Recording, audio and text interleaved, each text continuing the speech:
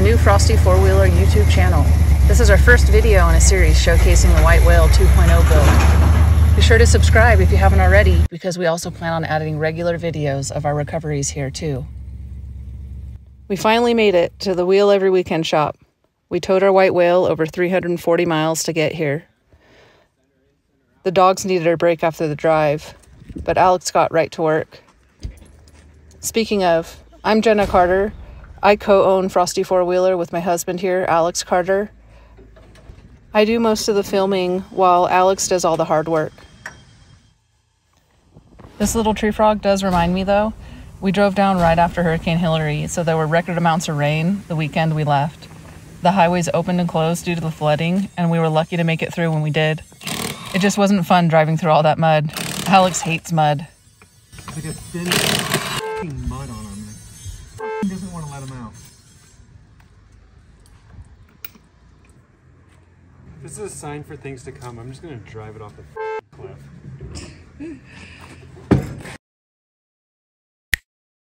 Now that the tires are off, let's take care of introductions. This is Alex, owner of Frosty Four-Wheeler, my husband. This is Nick. We call him Squints. And this is Ian, Mr. Wheel Every Weekend. Him and his wife Brittany own the shop here, and they're letting us stay with them in their house while we upgrade the White Whale. So after removing the tires, Alex took the valve stems out to release all the air and remove the bead locks to prep them for the tire shop.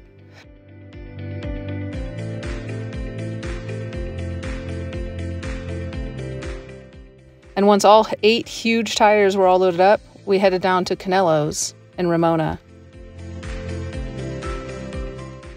Canelo's mounted our new tires onto the new wheels. We just had to remount the new tires onto the beadlock portion and set the bead.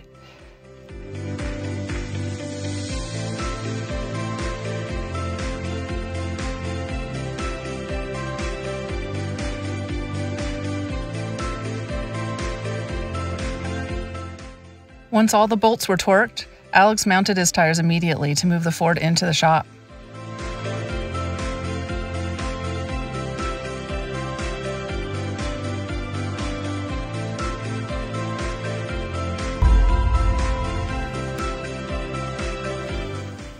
It was pretty amazing that once the truck was on the lift, the whole build became really real for us.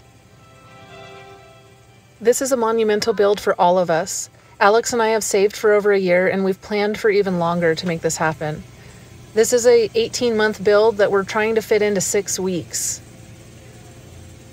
It seems impossible, but Wheel Every Weekend's Brittany and Ian and Nick are going to make it happen.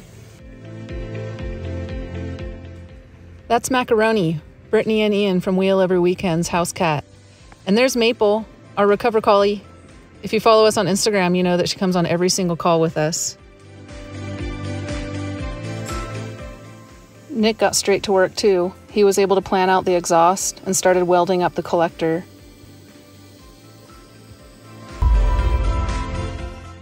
Alex started stripping down the interior, and deconstruction began. Everything came off, inside and out.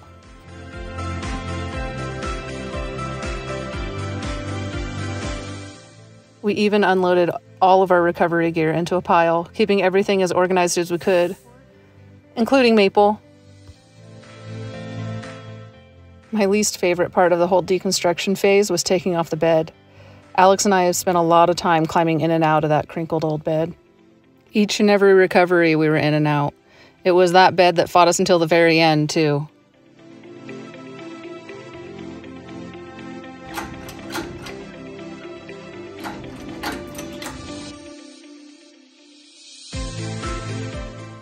We do have a really good reason to remove this bed, though. The new bed is being designed by Ian from Wheel Every Weekend. It's his butt. He's going to make sure that we can access our gear without having to stand on the tire or bend over. And all of our gear will be able to be organized a lot better, and we'll be able to keep track of everything. So stay tuned and check back in later episodes to see the build on the new bed. So back to our main video, what you're seeing here is the back main bolt for the bed mount just doesn't want to come off, and Alex is going to end up having to cut it. That's probably not the best spot. Yeah, In the frame? Yeah. Oh, macaroni. So Alex cut the bolt, called all hands on deck, and we removed the bed.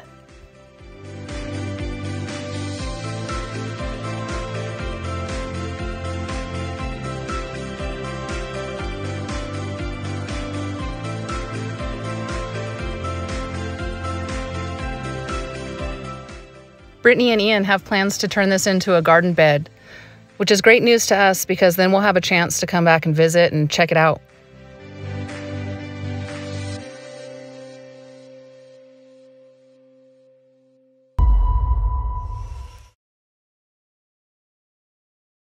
This is our 25,000-pound winch, the workhorse off the White Whale 1.0. The winch line broke on one of the last jobs we were on.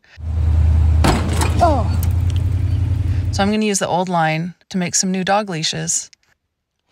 But before I make those dog leashes, check out how we wrap a new winch line onto the drum without any tools or parts. We just use the reverse constrictor knot and some Gorilla Glue tape.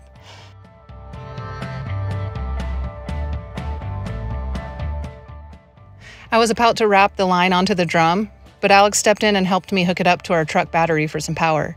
He actually became part of the battery for a second. Oh, really? I don't want you holding it. Maybe we can clamp it. It's a lot of voltage. Run through you. After Alex put the terminals on, it worked great. We even secured the winch to Ian's fixture table and it made the job even easier. While we wrapped the line onto the drum, check out some of the times we broke lines and ropes on jobs. On each one of these jobs, we learned something new, and after the fact, we either found out that the equipment failed or we made a mistake. Either way, we're in this to improve and make sure everybody stays safe and all vehicles get out. Nope. Nope. That would be right. Copied. I'm putting them in park.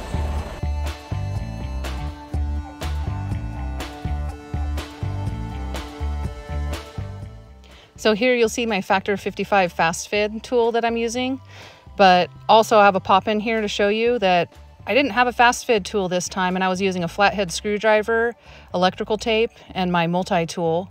I was able to actually do the same exact job I'm doing here in the video with a brand new Dyneema, but I repaired a winch line that broke on the job and we were able to get the job done.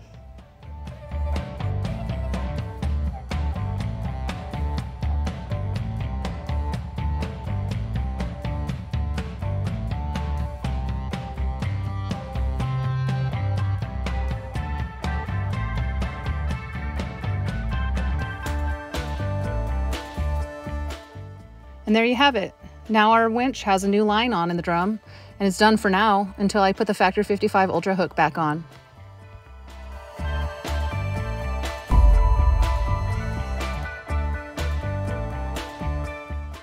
So now on to the dog leashes. This is our old winch line. We have 3 dogs, so this should be plenty of line, but one note on this dog leash project, it was much more difficult than I expected. I don't recommend trying this at home. The old winch line is really stretched out, old, and frayed. And I'm trying to make the dog leashes into a giant soft shackle. So they'll open like a noose at one end, and the handle will be stagnant at the other end. Just where the ball would be on a soft shackle is where the handle would be.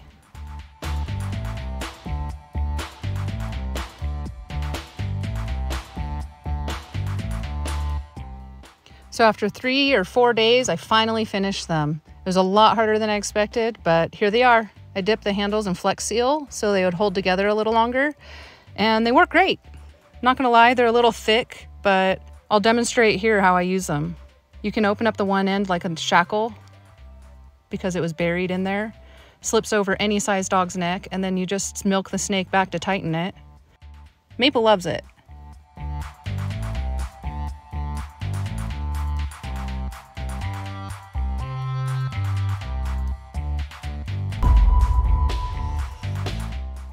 So that's it for week 1.